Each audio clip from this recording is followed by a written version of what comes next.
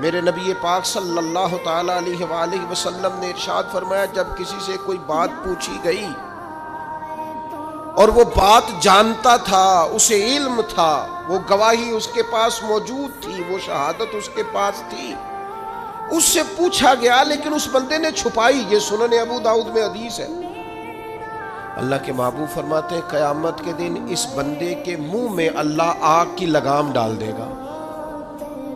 لو اب تیرے منہ میں لگام ڈال دی اور وہ بھی آگ کی، اب نہ بولنا، کیونکہ جب حق بولنے کا ٹائم تھا تب تو نہیں بولا، جب تیری ضرورت تھی، جب تیرے کہنے سے مظلوم بچ سکتے تھے، جب تیرے بات کرنے سے ظالم پکڑے جا سکتے تھے، جب تیرے دو جملے کہنے سے کسی شخص کی زندگی بھر کی جمع پونجی بچ سکتی تھی، تو بولا نہیں، تو آج تو میدان محشر میں آیا ہے۔ تو میرے محبوب کہتے ہیں، حضور فرماتے ہیں رب اس کے منہ میں آگ کی لگام ڈالے گا۔ اقبال کہنے لگے اپنے بھی خفا مجھ سے ہے اور بیگانے بھی ناخوش، کیوں؟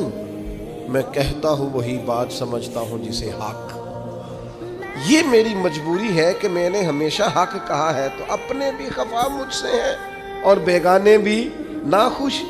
سب جگہ پہ میں ملامتی ہوں، ہر شخص میرے بارے میں رائے دیتا ہے کہ بڑا سخت گیر آدمی ہے، بڑے مزاج کے اندر شدت پائی جاتی ہے، کیوں؟ کہ کہتا ہوں وہی بات سمجھتا ہوں جسے حق۔ احساس ہوگا کہ آپ نے غلط لوگوں کو اہمیت دی، غلط لوگوں کے لیے اپنا وقت برباد کیا، ان لوگوں کو اپنا دوست سمجھا جو منافق تھے، آپ کو ناپسند کرتے تھے، اور اس چیز کا احساس نا بہت ناخوشگوار احساس ہوتا ہے۔ انسان نا اندر سے دکھی ہو جاتا ہے، وہ اللہ سے ایون شکایت کرتا ہے اور اپنی نادانی پر نا ہاتھ ملتا رہ جاتا ہے کہ کن گھٹیا لوگوں پہ نے اعتبار کیا۔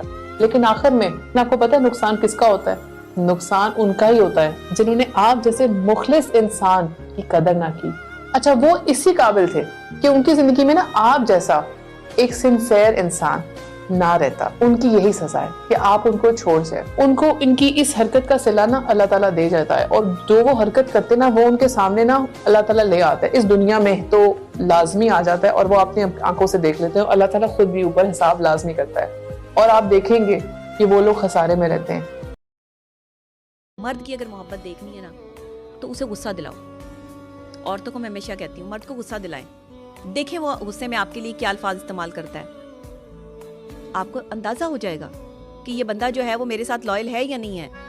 میں لڑکیوں کو بہت آسان ٹپ دے رہی ہوں کہ آزمانا ہے نا کسی مرد کو کہ بھائی یہ بندہ جو ہے وہ میرے ساتھ چل سکتا ہے نہیں چل سکتا، اسے غصہ دلا کے دیکھیں آپ کے لیے الفاظ کیا استعمال کرتا ہے، کیا مینٹیلٹی ہے، کیا مینٹیلٹی آپ کے، اس کے اندر کیا پل رہا ہے آپ کے لیے، سامنے آ جائے گا۔ اگر وہ خاموش ہو جاتا ہے آپ کی عزت اور تکریم کے لیے تو سمجھیں کہ با کردار آدمی ہے، خاندانی نسلی مرد ہے، اور اگر آپ پہ جو ظلم زیادتی بدتمیزی کرتا ہے، آپ کی ڈگنیٹی کو ختم کرتا ہے، آپ پہ لان تان کرتا ہے، آپ کو گلم گلوچ کرتا ہے، تو گھٹیا آدمی ہے۔ نہ اس کے ساتھ چلنے کی کوشش کریں، نہ اس کے ساتھ جو ہے وہ زندگی گزارنے کی جو ہے وہ کوشش کریں، آپ صرف ایک دیوار سے ٹکرائیں گی اور کچھ بھی نہیں ہے۔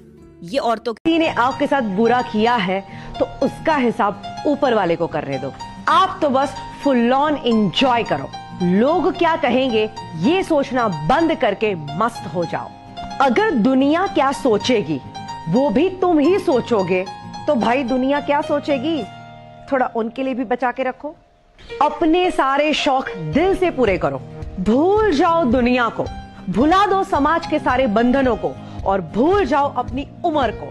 میں نے 20-20 سال کے بوڑھے بھی دیکھے ہیں اور میں نے 80 سال کے جوان بھی دیکھے ہیں۔ دوستوں سے ملو، باتیں کرو، نائٹ آؤٹ کرو، فیملی کے ساتھ الگ الگ جگہوں پہ گھومنے جاؤ، نیچر کا مزہ اٹھاؤ، لاؤڈ میوزک کر کے کھل کے ناچو، اور میں تو کہتی ہوں جہاں موقع ملے وہاں ناچو۔ جیون اور مرتیو ہمارے ہاتھ میں نہیں ہے، پر اس کے بیچ میں کیسے جینا وہ تو ہمارے ہاتھ میں ہے۔ بس جی بھر کے جی لو اپنی زندگی، دوسروں کو تکلیف نہ ہو اتنا دھیان رکھو، بٹ تھوڑا سا خود کی مرضی سے بھی جینا شروع کرو، کیونکہ دوسروں کے دیے گئے سرٹیفکیٹ پہ تو بہت جی لیے، بہت مشکل سے اس انسان کا جنم ملا ہے، اور کیا پتا اس جنم کے کرم دیکھ کے